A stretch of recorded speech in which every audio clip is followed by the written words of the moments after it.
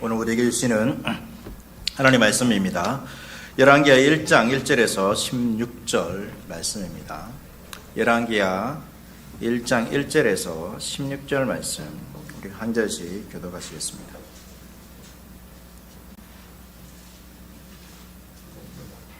열왕기하 1장 1절에서 16절 말씀입니다. 아합이 죽은 후에 모압이 이스라엘을 배반하였더라. 아하시아가 사마리아에 있는 그의 다락 강간에서 떨어져 병들매 사자를 보내며 그들에게 이르되 가서 에글론의 신 바알세붐에게 이 병이 낫겠나 물어보라 하니라. 여호와의 사자가 디셉 사람 엘리야에게 이르되 너는 일어나 올라가서 사마리아 왕의 사자를 만나 그에게 이르기를 이스라엘의 하나님이 없어서 너희가 에글론의 신 바알세붐에게 물으러 가느냐. 그러므로 여호와의 말씀이 내게 올라간 침상에서 내려오지 못할지라 내가 반드시 죽으리라 하셨다 하라. 엘리야가 이에 가니라. 사람들이 왕에게 돌아오니 왕이 그들에게 이르되 너희는 어찌하여 돌아왔느냐 하니 그들이 말하되 한 사람이 올라와서 우리를 만나 이르되 너희는 너희를 보낸 왕에게로 돌아가서 그에게 고하기를 여호와의 말씀이 이스라엘의 하나님이 없어서 내가 에글론의 신 바알세붐에게 물으려고 보내느냐. 그러므로 내가 올라간 침상에서 내려오지 못할지라 내가 반드시 죽으리라 하셨다 하라 하더이다. 왕이 그들에게 이르되 올라와서 너희를 만나 이 말을 너희에게 한 그 사람은 어떤 사람이더냐. 그들이 그에게 대답하되 그는 털이 많은 사람인데 허리에 가죽띠를 띠었더이다 하니 왕이 이르되 그는 디셉 사람 엘리야로다. 이에 50부장과 그의 군사 50명을 엘리야에게 보내매 그가 엘리야에게로 올라가 본즉 산 꼭대기에 앉아 있는지라. 그가 엘리야에게 이르되 하나님의 사람이여 왕의 말씀이 내려오라 하셨나이다. 엘리야가 50부장에게 대답하여 이르되 내가 만일 하나님의 사람이면 불이 하늘에서 내려와 너와 너의 50명을 살지로다 하매 불이 곧 하늘에서 내려와 그와 그의 군사 50명을 살랐더라. 왕이 다시 다른 50부장과 그의 군사 50명을 엘리야에게로 보내니 그가 엘리야에게 말하여 이르되 하나님의 사람이여 왕의 말씀이 속히 내려오라 하셨나이다 하니 엘리야가 그들에게 대답하여 이르되 내가 만일 하나님의 사람이면 불이 하늘에서 내려와 너와 너의 50명을 살을지로다 하매 하느님의 불이 곧 하늘에서 내려와 그와 그의 군사 50명을 살랐더라. 왕이 세 번째 50부장과 그의 군사 50명을 보낸지라. 셋째 50부장이 올라가서 엘리야 앞에 이르러 그의 무릎을 꿇어 엎드려 간구하여 이르되 하나님의 사람이여 원하건대 나의 생명과 당신의 종인 이 50명의 생명을 당신은 기이 보소서. 불이 하늘에서 내려와 전번의 50부장 둘과 그의 군사 50명을 살랐거니와 나의 생명을 당신은 귀히 보소서 하매 여호와의 사자가 엘리야에게 이르되 너는 그를 두려워하지 말고 함께 내려가라 하신지라. 엘리야가 곧 일어나 그와 함께 내려와 왕에게 이르러 말하되 여호와의 말씀이 내가 사자를 보내 에글론의 신 바알세보에게 물으라 하니 이스라엘에 그 말을 물을 만한 하나님이 안 계심이냐. 그러므로 내가 그 올라간 침상에서 내려오지 못할지라 내가 반드시 죽으리라 하셨다 하니라. 아멘. 네, 오늘 하늘교회 주일 오전 예배에 나오신 모든 분들을 환영하고 축복합니다. 주님의 은혜가 여러분들에게 있기를 바라겠습니다. 오늘날 한국 사회를 보면 우리가 믿음으로 살아가기가 점점 힘들어지는 사회인 것 같습니다. 그러니까 하나님 이 신앙을 고백하는 사람의 숫자도 점점 줄어들고 있고 이 말은 곧 내 주위에서 같이 신앙생활을 하는 사람을 찾아보기가 힘든 이런 시대인 것입니다. 그리고 이러한 현상 때문인지 신자들이 공개적으로 또 그 신앙을 드러내면서 살아가는 것도 어려워지고 있습니다. 때때로 사회에서 이제 하나님을 믿는다 이런 것을 공적으로 인정하는 것이 자신에게 위협을 당하는 사람도 있고 또 손해를 겪는 사람도 있습니다. 그 사회나 그 구조, 조직 가운데서 소외를 당할 수도 있는 것이죠. 그래서 하나님을 인정하더라도 적당한 선에서 인정하면서 또 내가 손해보지 않는 선에서 인정하며 그 신앙생활하는 그러한 분들도 있습니다. 왜냐하면 그러한 조직세계 속에서 사람들과의 관계가 더 중요하다고 이렇게 생각하기 때문이죠. 학생들도 마찬가지입니다. 뭐 우리 학생들은 학교에서 지금은 이제 믿는 사람들을 찾아보기가 정말 그 반에서 찾아보기 힘들 정도죠. 점점 줄어가고 있습니다. 그 가운데서 이제 뭐 교회를 다니는 것은 친구들이 알지만 학교에서 성경을 읽는다든지 말씀을 묵상한다든지 밥을 먹을 때 기도한다든지 이런 것들은 조금 이제 약간 부담스러워하는 그런 친구들이 있죠. 저도 이제 학생 시절을 보면 뭐 어떤 때는 이제 신앙이 좋아가지고 방학에 보충 수업하지 않습니까? 보충 수업 하는데 수련회가 있으면 그거 빠지면 선생님한테 맞아야 됩니다. 선생님 저는 맞고 가겠습니다. 이렇게 간 적도 있는데 때로는 이제 이 학교 신앙생활하면서 밥 먹을 때 기도하는 게 부끄러운 적이 있습니다. 그럴 때 어떻게 해야 되겠습니까? 기도를 해야 되겠고 부끄럽기는 하고 그래서 도시락을 꺼내면서 뚜껑을 열 때 고개를 숙이면서 기도를 시작하고 뚜껑을 열고 펼쳐놓을 때 기도를 끝내는 그런 방법을 우리 친구들이 본받으라는 것이 아닙니다. 그렇게 이제 하는 거죠. 그러니까 그런 때가 있다는 거죠. 신앙생활을 이제 하는데 공개적으로 드러나는 것이 부끄러운 적이 있습니다. 특히 여러분 이 사회가 점점 더 그렇게 된다라면 또 그렇게 했을 때 내가 당하는 어떤 손해라든지 불이익이 눈앞에 보인다라면 어떻습니까? 막 친구들이 있는데 이제 주일날 교회 가야 됩니다. 같이 놀러 가자는데 주말에 끼어서 가자 이러면 어떤 마음이 듭니까? 이 친구들과의 관계가 소중한데 이런 마음이 들지 않습니까? 또 뭐 주일날 일하는 것들이 내가 주일날 좀 더 일을 하면 조금 더 돈을 덜 벌 수 있는데 이러한 것들이 어떻게 보면 신앙생활 하는 것 때문에 손해를 보는 그러한 사회 구조 가운데 우리가 살아가고 있는 것이죠. 학생들은 어떻습니까? 이 시간에 나오지 않고 공부를 한 자라도 더 하면 시험 성적이 더 좋을 수도 있습니다. 그러한 시대 가운데서 우리가 신앙을 지키면서 신앙을 드러내면서 또 공개적으로 다른 사람들에게 나의 신앙생활을 하는 것들을 보이면서 살아가기가 점점 그러한 힘든 시대를 우리가 살아가고 있죠. 그러한 시대 가운데서 우리가 어떻게 살아야 되는가 이런 것들을 우리가 오늘 말씀을 통해서 우리가 배울 수 있습니다. 오늘부터 우리가 이제 11개 말씀을 보게 되는데 오늘 1장에 나오는 이 왕들의 모습 그 후에 이제 전체 전반적인 이스라엘 분위기가 다 비슷합니다. 이 이스라엘은 하나님이 세우신 나라죠. 하나님이 세우신 나라임에도 하나님을 공적으로 고백하면서 신앙생활하는 것이 매우 위험한 그러한 시대입니다. 그러한 사회이기도 합니다. 오늘 이제 이 열왕기 하에 1장에 등장하는 왕이 이제 이 아하시아라는 왕입니다. 이 아하시아는 이제 북이스라엘의 왕인데요. 그 아버지가 이제 아합입니다. 아합은 성경을 조금만 이제 관심 있게 읽어보신 분들은 알겠지만 북이스라엘 중에서 가장 악한 왕 중에 한 명이 이 아합입니다. 그리고 이 아합에 관한 이야기도 이 성경에서 상당히 많이 기록되어 있습니다. 이 말은 뭡니까? 그러니까 착한 일을 해서 많이 기록된 것이 아니라 악한 일을 그만큼 많이 한 것입니다. 이스라엘을 정말로 이 하나님에게서 다른 이방신들에게로 돌이키게 하는 결정적인 역할을 한 사람이 이 아합과 같은 사람입니다.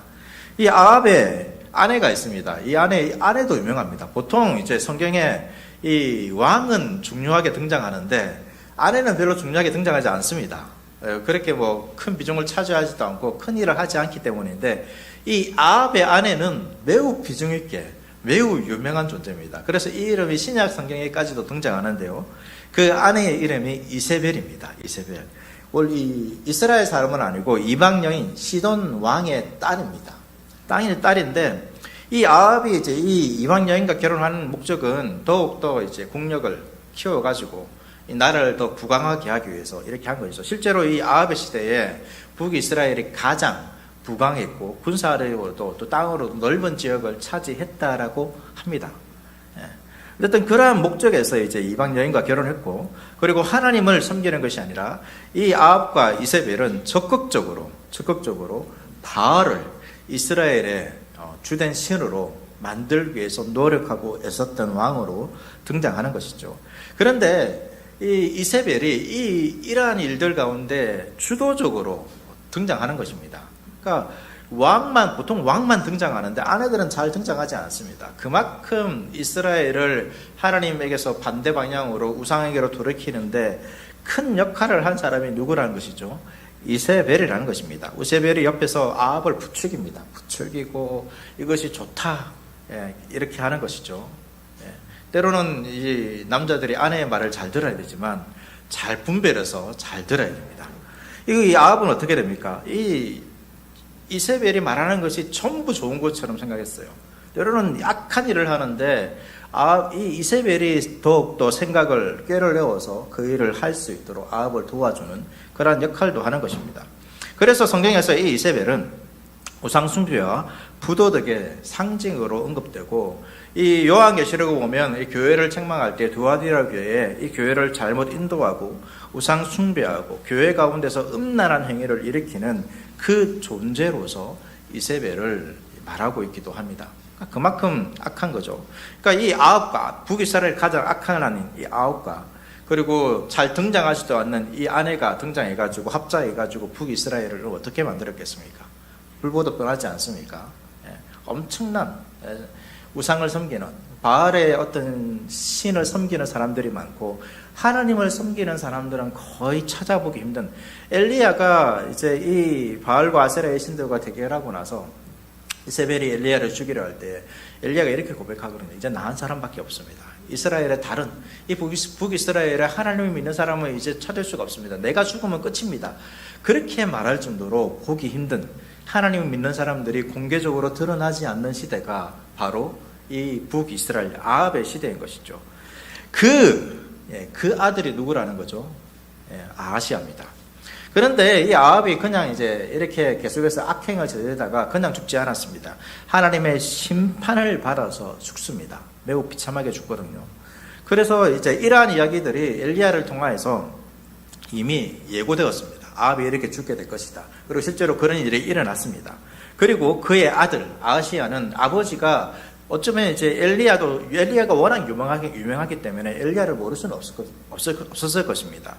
그 엘리야의 이야기와 이 아합이 제 아버지가 죽는 그러한 모습을 보고 하나님의 심판이 있었다는 것을 알았을 수도 있습니다. 그래서 아하시아는 어떻게 해야 됩니까?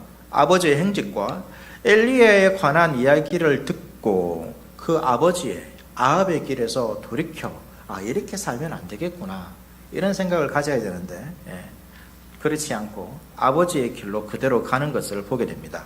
바로 앞에인데요, 열왕기 상 22절, 52절과 53절 보시면, 그가 여호와 앞에서 악을 행하여 그의 아버지의 길과 그의 어머니의 길과 이스라엘에게 범죄하게 한 느밧의 아들 여로보암의 길로 행하며 바알을 섬겨 그에게 예배하여 이스라엘의 하나님 여호와를 노하게 하기를 그의 아버지의 온갖 행위 같이 하였더라.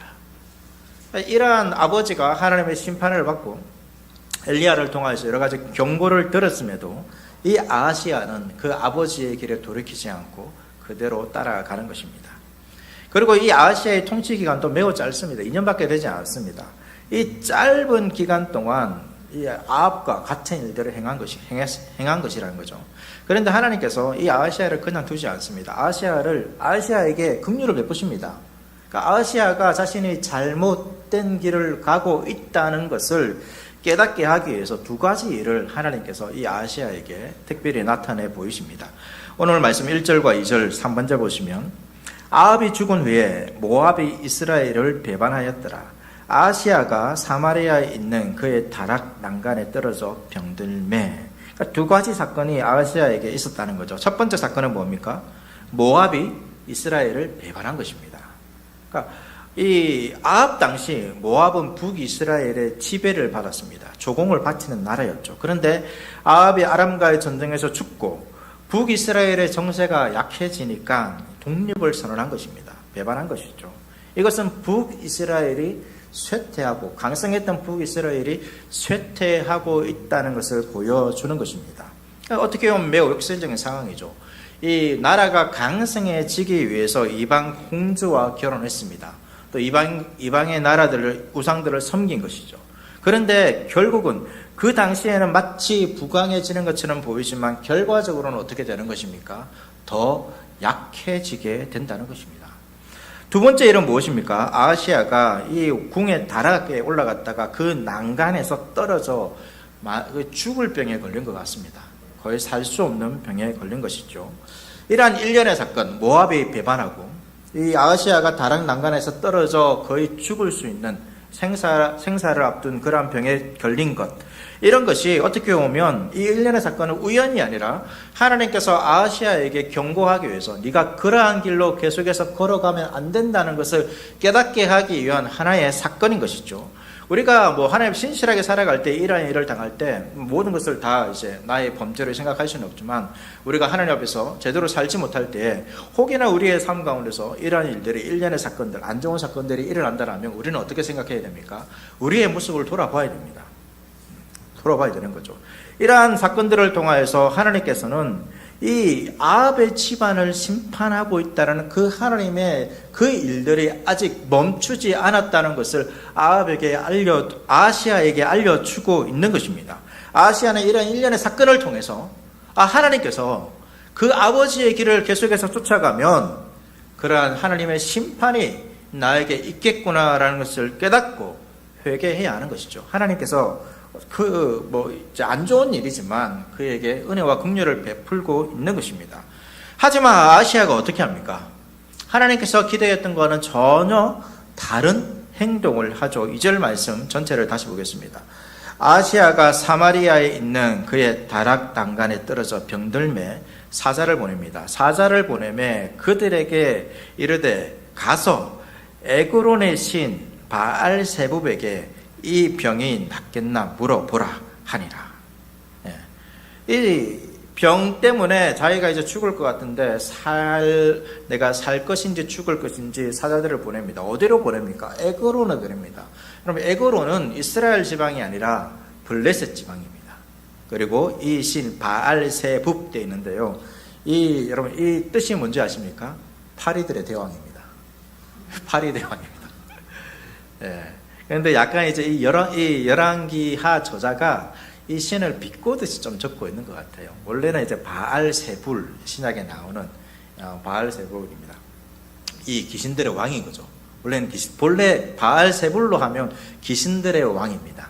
그런데 바알세붑에서 파리들의 왕, 마치 좀 이제 열왕기 기자가 이 병을 치료할 때 뭔가 그 당시에 이제 이 신에 부르면서 행했던 그 행위가 파리가 윙 날아다니는 그런 소리 같다라고 해서 이렇게 비꼬듯이 좀 적은 것 같습니다.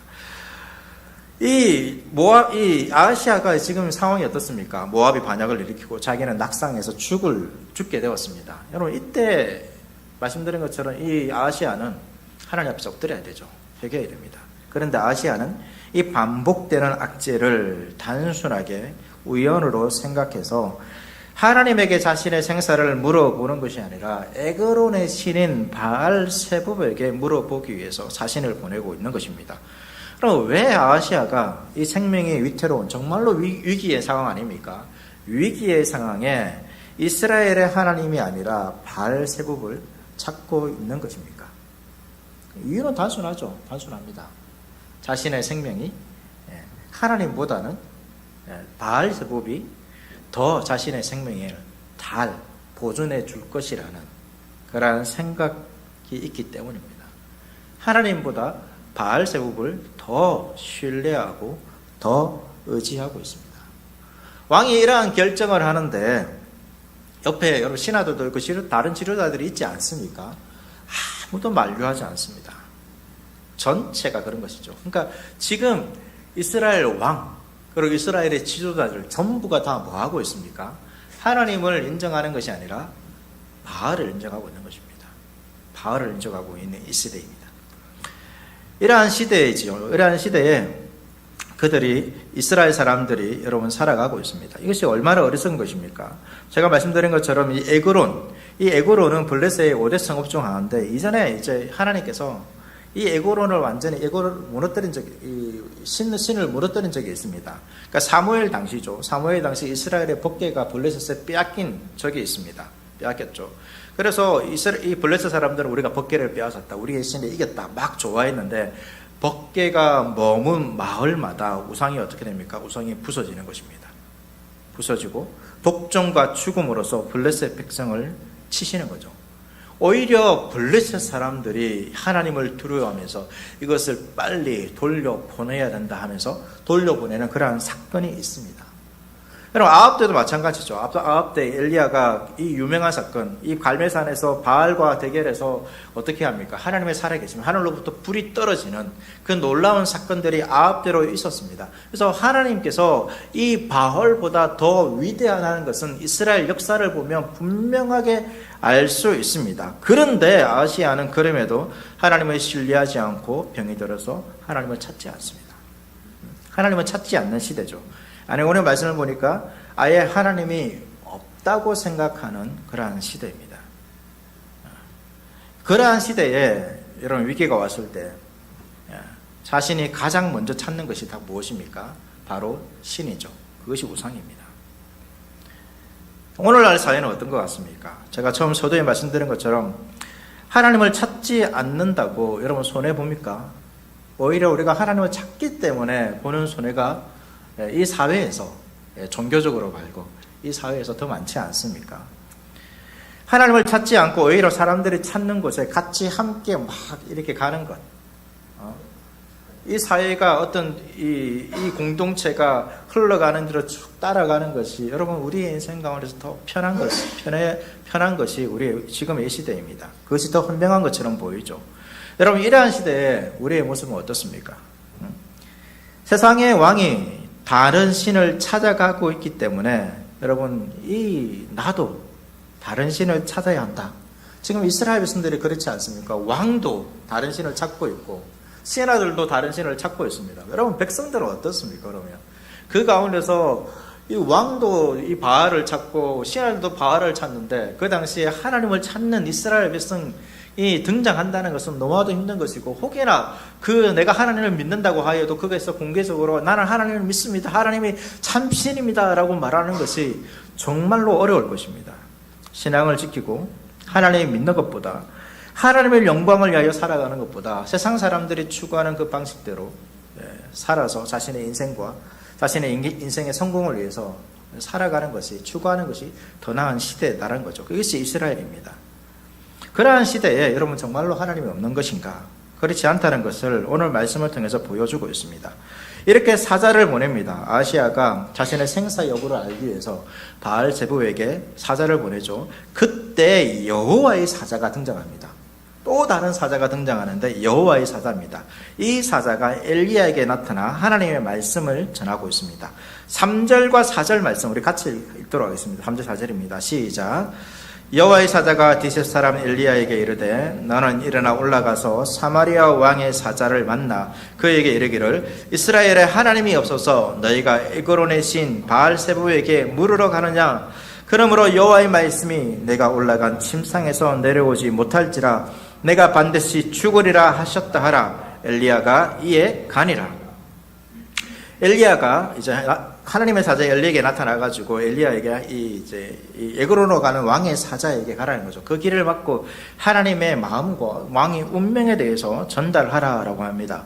하나님께서 뭐라고 말씀하십니까? 이스라엘에 하나님이 없어서 너희가 에그론의 신 바알세부에게 물으러 가느냐?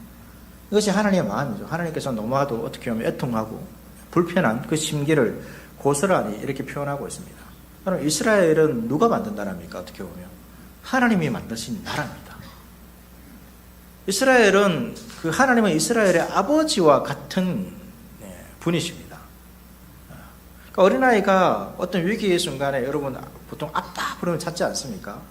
근데 그 아이가 아빠를 안 찾고 옆집 아빠를 찾아가면 어떻습니까? 그 아빠의 마음이 얼마나 좀 괘씸합니까? 내가 지한테 해준 게 어릴 때부터 먹여주고 씻겨주고 키우고 기저귀도 갈고 막 다 했는데 자기 아빠 안 찾고 옆집 아빠를 찾고 있으면 하나님의 마음이 그런 것이죠. 그리고 이러한 메시지를 통하여서 아시아에게 주고 있는 것이 무엇입니까? 아시아의 생사를 누가 주고 있다는 것이죠? 하나님이 주고 있는 것입니다. 하나님이 지고 있습니다. 여러분, 인간의 우리의 생사화복을 지고 있는 분이 누구이실까요? 하나님이십니다. 하나님이십니다. 여러분, 나의 직장에 나의 생사화복을 지고 있지 않습니다. 학생들의 성적이 나의 생사화복을 지고 있지 않습니다. 내가 뛰어남과 인생의 성공이 내가 이 땅에서의 생사화복, 내가 잘되고 내가 행복한 기준이 아니라는 것입니다. 여러분, 우리의 생사화복은 어디에 있습니까? 여호와 하나님께 있는 것이죠. 다른 곳에 찾는 것이 어리석은 것입니다. 하나님께서 이 아하시아에게 이 말씀을 주시면서 다시 한 번 더 기회를 주는 것입니다. 바로 죽지 않는 것이죠. 너의 생명은 나에게 있다는 것입니다. 이스라엘의 운명은 나에게 있다는 것입니다. 이 이스라엘의 생사화복은 나에게 있다는 것을 하나님께서 엘리야를 통해서 아하시아에게 알려준 것입니다. 좀 다른 것에 우리가 있지 않습니다. 반대로 생각해 볼 수 있죠. 여러분, 우리가 무엇을 읽고 얻을 때에 우리가 기뻐하고 즐거워합니까? 거기에 여러분 하나님이 있습니까? 하나님이 있습니까? 하나님은 빠지고 세상의 다른 것들로 혹시 탁 채워지지 않습니까? 내가 막 성공하고 싶은 것들, 내가 좋아하는 것들, 아니면 돈이나 갖고 싶은 것들을 가졌을 때, 취업했을 때, 좋은 결과가 나왔을 때, 이런 것들, 이런 것들이 나에게 채워지면 여러분 기뻐하고, 혹시나 정말로 하나님 때문에 하나님이 나 안에 채워지는데 여러분 하나님께서 나에게 채워지는 것으로 내가 기뻐한다라는 이러한 마음들, 이러한 생각들을 하고 있습니까? 우리가 그런 우리의 모습을 돌아볼 필요가 있습니다. 여러분, 바울은 빌립보서 말씀에서 여러분 이렇게 말하고 있습니다. 빌립보서 1장 18절과 20절과 21절 말씀입니다. 그러면 무엇이냐? 거칠어로 하나 참으로 하나 무슨 방도로 하든지 전파되는 것은 그리스도니 이로써 나는 기뻐하고 또한 기뻐하리라. 나의 간절한 기대와 소망을 따라 아무 일에든지 부끄러워하지 아니하고 지금도 전과 같이 온전히 담대하여 살든지 죽든지 내 몸에서 그리스도가 존귀하게 되게 하려 하나니 이는 내게 사는 것이 그리스도니 내가 죽는 것도 유익함이라. 그러니까 바울이 왜 기뻐합니까? 바울이 지금 이때 감옥에 갇혀 있거든요. 감옥에 갇혀 있습니다. 감옥에 갇혀서 바울을 비방하는 사람도 있습니다. 비방하는 사람도 있습니다. 그런데 바울은 상관없어요. 자기가 활동할 수 있는 것이 제약을 당하고 자기가 가진 것을 잃어버리고 감옥에 갇혔다는 것은 세상 사람들의 기준을 봤을 때는 성공한 것이 아니잖아요. 성공하지 않아도 바울은 기뻐한답니다. 기뻐할 수 있습니다. 여러분, 신자는 그러한 상황에서도 기뻐할 수 있는 것이 신자고 그것이 하나님께서 우리에게 주시는 참된 복음의 능력이고 어떻게 보면 우리가 정말로 하나님을 믿는 이유입니다. 여러분, 세상에서 성공하지 못하고 집을 가지지 못하고 돈을 많이 가지지 못하고 뭔가 일들이 이루어지지 않는다 할지라도 신자는 그 가운데서 기뻐할 수 있는 것입니다. 하나님은 어쩌면 이 세상이 줄 수 있는 기쁨이 아니라 이러한 것들은 세상이 줄 수 있는 기쁨이죠. 세상이 줄 수 없는 기쁨을 우리에게 주시기 위해서 우리를 택하셨고 구원하신 것입니다. 뭔가 세상 사람들이 기뻐하는 그러한 이유들이 여러분 그것들이 우리의 기쁨의 조건이 되어서는 안 됩니다. 그것들로 기뻐할 수 있지만 그것만이 기쁨의 이유가 아니라는 거죠. 바울은 왜 기뻐합니까? 그러한 상황에서 그리스도가 전파되기 때문입니다. 그리스도 때문입니다. 자, 바울이 뒤에 보니까 내 몸에서 그리스도가 존귀하게 되려 하노니 이것 때문에 내가 사는 것이 그리스도니 죽는 것도 유익하다라고 말하고 있습니다. 그러니까 그리스도만 드러난다라면 바울은 어떠한 삶의 성편에 처하든지 기쁘다라고 말하고 있습니다. 이것이 신자가 누리는 기쁨입니다. 왜 이런 기쁨을 가질 수 있습니까? 우리가 때로는 오해할 때가 있습니다. 이러한 고난을 당할 때에 그리스도로 위해서 고난을 당할 때 우리가 오해할 때가 있습니다. 그러니까 그리스도로 위해서 고난을 당하면 그 고난을 통과하면 하나님께서 내가 바라는 것들을 이루어 주시겠지 이런 생각을 합니다. 그것을 주실 수도 있습니다. 그러나 바울의 고백은 바울이 기뻐하는 이유는 그것이 아닙니다. 바울은 그리스도 때문에 기뻐하는 것입니다. 그리스도가 그 안에 있고 그리스도가 더 충만하게 그에게 나타나기 때문에 기뻐하는 것입니다. 그리스도 때문에 무언가 내 삶 가운데 없기 때문에 내가 원하는 것이 이루어지기 때문에 기뻐하는 것이 아니라 그리스도가 자신과 함께 하기 때문에 기뻐하는 것입니다. 바울이 그리스도를 통해서 얻고자 하는 것은 다른 것이 아니라 그리스도 그 자체입니다. 그것이 삶의 기쁨인 것이죠. 우리가 그리스도 때문에 기뻐야 됩니다. 그런데 우리가 그리스도가 아니라 다른 것, 부수적인 것 때문에 우리가 기뻐하는 경우가 있는 것 같습니다. 제가 이제 어떤 물건을 사면 제가 이제 아이패드를 보고 이제 이 설교를 하고 있는데요. 제가 이런 좀 고가의 물건을 살면 여러분도 그런지 모르겠지만 이제 박스를 버리지 않습니다. 예, 박스를 왜 버리지 않을까요? 뭐 시간이 지나면 이제 뭐 반품할 수도 있고 또 나중에 혹시나 이제 뭐 그럴 계획은 없지만 또 팔 수 있기 때문에 그렇죠. 박스를 딱 보관해 놓습니다. 제가 보면 박스가 몇 개 있습니다. 박스를 귀중하게 보관하고 있습니다. 소중하죠. 보관하고 있지만 그렇지만 여러분 제가 이 아이패드를 잃어버리면 박스가 필요합니까? 그 가치가 있습니까? 여러분 아이패드가 있기 때문에 박스에 가치가 있는 것입니다. 아이패드가 없으면 박스가 아무리 소중하게 해도 여러분 가치가 없습니다. 그런데 우리도 마찬가지라는 거죠. 여러분 그리스도 때문에 얻는 것이 분명히 있습니다. 그런데 그것이 가치가 있는 이유는 무엇입니까? 그리스도 때문입니다. 그리스도가 있기 때문에 가치가 있는 것이지 우리는 그리스도를 속 빼버리고 그리스도를 통하여 주어진 것에만 뭔가 가치가 있는 것처럼 생각합니다. 그러니까 뭔가 주어져야 되죠. 그런데 하나님께서는 우리에게 어떻게 하셨습니까? 그리스도를 우리에게 주셨습니다. 우리가 기뻐하는 이유는 그리스도 때문입니다. 그렇기 때문에 내가 원하는 것이 이루어지지 않더라도 바울의 고백처럼 기뻐할 수 있게 되는 것이죠. 그것이 우리의 삶의 기쁨이라는 것입니다. 우리의 삶의 기쁨은 내 안에서 그리스도가 충만해지는 것입니다. 내가 그리스도를 닮아가는 것입니다. 그것 때문에 기뻐하는 것이죠. 내가 성장하지 못하는 것, 내가 그리스도를 닮아가지 못하는 것, 나의 죄가 점점 사라져야 했는데 사라지지 못하고 여전히 나를 사로잡고 있는 것 때문에 여러분 우리가 슬퍼하신 적이 있습니까? 우리는 그것 때문에 슬퍼해야 됩니다. 그러나 반대로 우리는 세상에 다른 것들이 채워지기 때문에 기뻐하는 것이 아니라 내가 그리스도에게 붙잡힌 자가 되었기 때문에 기뻐할 수 있는 자가 되어야 하는 것이죠. 하나님께서는 아시아에게 그것을 알려주고 있는 것입니다. 그런데 아시아가 어떻게 합니까? 이 소식을 듣고 이제 자신대로 돌아갑니다. 돌아가는데 아시아는 여전히 회개하지 않습니다. 군사들을 보내죠. 50부장과 50명의 군사를 보냅니다. 여러분 엘리야를 데려오기 위해서 그냥 모셔오기 위해서 하나님의 음성을 듣기 위해서 회개하기 위해서 이 엘리야를 데리고 오는 목적이라면 여러분이 이렇게 군사들을 보낼 필요가 없습니다. 에고론의 바알세부에게 사신을 보낸 것처럼 그냥 엘리야에게도 사신을 보내면 됩니다. 그런데 왜 군사를 보내고 있습니까?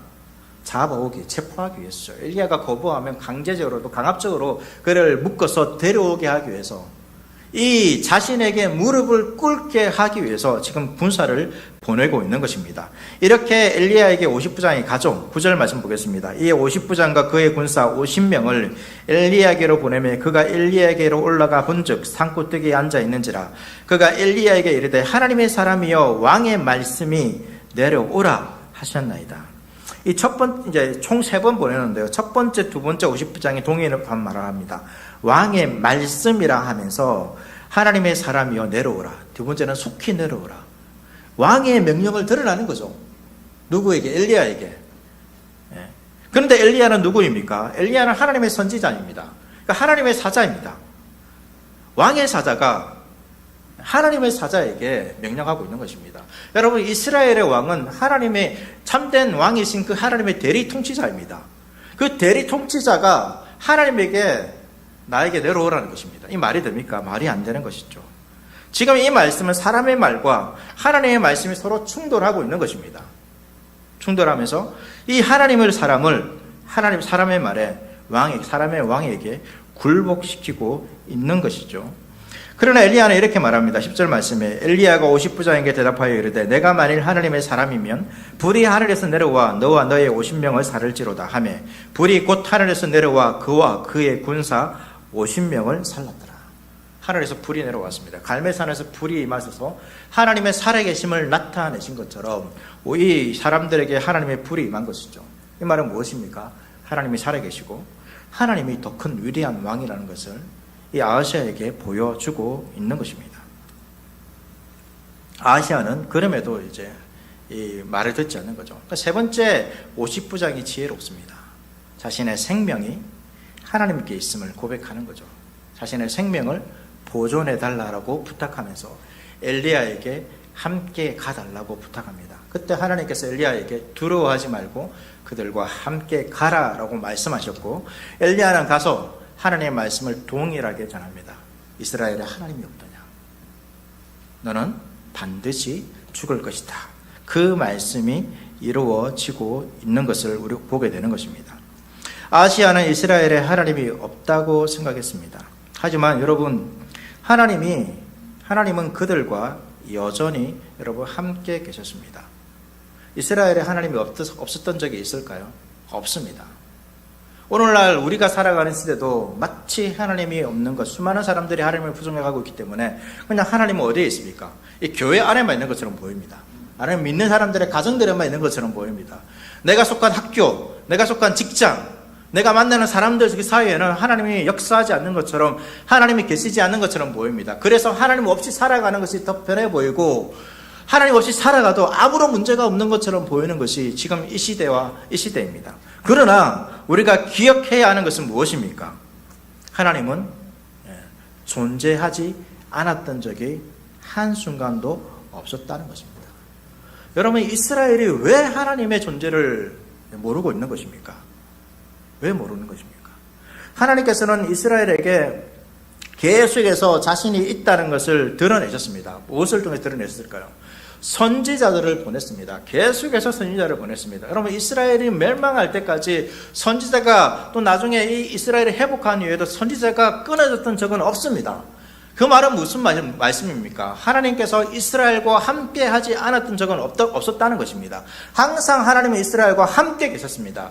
그런데 문제는 무엇입니까? 이스라엘이 그 하나님의 말씀을 거부하는 것입니다. 그 말씀을 듣지 않고 거부하니까 그 이스라엘에게 하나님이 마치 없는 것처럼 보여지는 것입니다. 여러분, 우리의 삶 가운데도 마찬가지입니다. 이 세상에도 하나님이 없는 것처럼 보이지만 때로는 나의 삶 가운데, 나의 인생 가운데서도 하나님이 없는 것처럼 보이는 때가 있습니다. 그때가 언제일까요? 고난당할 때일까요? 여러분, 그렇지 않습니다. 우리가 하나님의 말씀을 멀리하면 그 하나님은 우리와 함께하지 않는 것처럼 느껴집니다. 하나님은 말씀으로 우리와 함께 하시죠. 여러분, 이 말씀이 들려지고 있습니다. 그냥 단순히 귀에 들어오는 대로 듣는 것이 여러분 하나님의 말씀을 듣는 것이 아닙니다. 이 말씀이 정말로 하나님의 말씀이구나 하고 들어야 되는 것입니다. 여러분, 하나님의 말씀은 우리가 취사 선택할 수 없습니다. 어떤 말씀은 괜찮기 때문에 이 말씀은 하나님의 말씀 같아. 어떤 목사님이 하는 것이 더 나았기 때문에 그 목사님의 말씀이 하나님의 말씀 같아.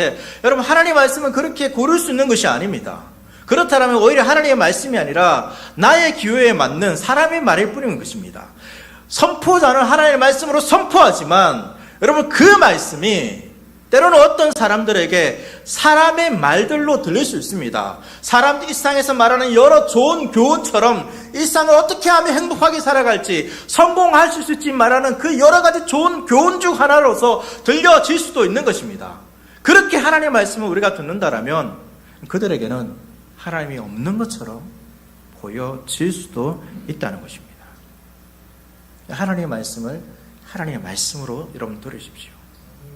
오늘도 아하시아에게 맞지 않습니까? 주지 않습니까? 하나님께서 내가 너를 살려줄게 이러면 좋겠지만 그런 말씀을 하지 않죠. 그렇지만 그 말씀에 담긴 하나님의 뜻은 무엇입니까? 기회를 주는 것입니다. 기회를 주는 것이죠. 비록 나에게 죄를 지적하고 범죄 가운데서 나의 삶의 무능함과 어리석음과 너 왜 하나님 없이 살아? 왜 하나님을 안 찾아? 하나님의 말을 왜 안 듣니? 이런 말처럼 들린다 할지라도 그 말씀을 듣고 내가 하나님 앞에서 하나님을 인정하지 않고 하나님 없이 살았구나. 이 세상 사람들처럼 하나님 없이 살아도 아무 문제 없기 때문에 내가 그들과 동조하면서 내가 살았구나. 그들의 삶을 불편해하지 않고, 우리는 그것을 불편해야 됩니다. 불편해하지 않고 살았구나. 그런 것에 대해서 회개하면서 하나님께 돌이켜야 되는데, 여러분, 그러한 마음이 없다라면 하나님이 없는 것과 마찬가지인 것입니다. 그러나 여러분, 그러한 시대에 하나님이 계시죠. 누구를 통해서 하셨습니까? 엘리야를 통해서 알 수 있습니다. 하나님의 말씀을 듣는 자죠. 여러분, 엘리야가 이 왕의 사신들, 또 왕에게 가가지고 여러분 좋은 말을 전하는 것이 아닙니다. 너 죽을 거야. 하나님의 말씀을 어겼기 때문에 너 죽을 거야. 안 좋은 말을 전하죠. 엘리야가 잡혀 죽을 수도 있습니다. 또 그런 경험도 엘리야를 했습니다. 여러분, 엘리야 이야기를 보면 엘리야가 막 사람들에게 당당하게 나타나가지고 활동하는 그러한 시기는 별로 없습니다. 대부분 도망 다닙니다. 딱 아합 때 나타나가지고 가뭄이 있을 거야. 그때부터 도망 다닙니다. 맨날 쫓기는 신세입니다. 비록 하나님의 사람이지만 때로는 그 성정에 연약하다는 것을 또 엘리야의 이야기를 통해서 볼 수 있죠. 자신이 죽을 상황이 되니까 도망가 버리잖아요. 지금도 두렵습니다. 그래서 하나님께서 엘리야에게 두려워하지 말고 내려가. 내가 함께 할 거야. 이런 말씀을 주는 것이죠.